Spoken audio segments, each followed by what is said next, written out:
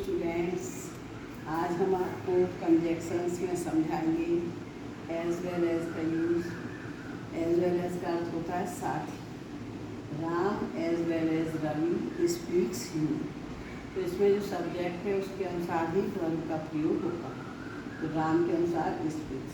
अब देखिए एज जब डबल एज का प्रयोग होता है तो पहले का इतना और दूसरे का जितना। जैसे Radha is as beautiful as. अब देखिए एज लॉन्ग एज जब तक।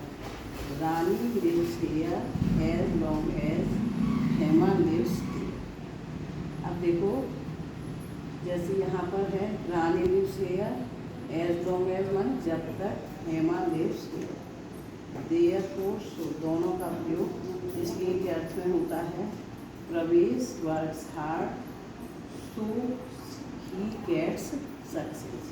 ठीक है। बिकॉज का प्रयोग कम्प्लेक्स सेंटेंस में क्योंकि के अर्थ में करते हैं। He cannot go there because his mother is so that ताकि।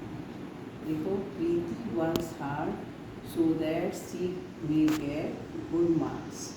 वेन एवर जब तक। तो देखो whenever I go to market I bring food.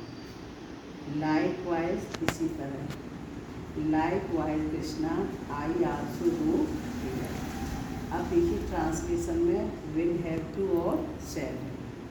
पहचान क्या है? वाक्य के अंत में पड़ेगा, पड़ेगी, पड़ेगी, ना होगा, नहीं होगी है। तो जैसे कि सब्जेक्ट के अनुसार आई वी के साथ शैल हैव टू, अन्य सभी के साथ will have to, first form object complement time.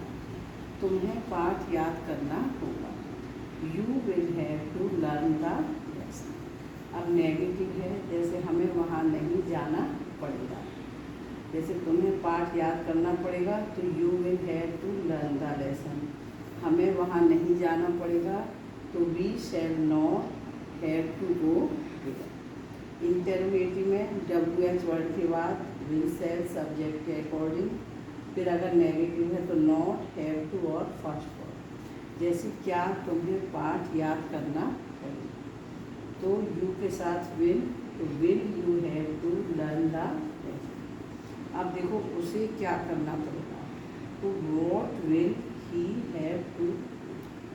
Thank you for listening me. If you like, you may subscribe.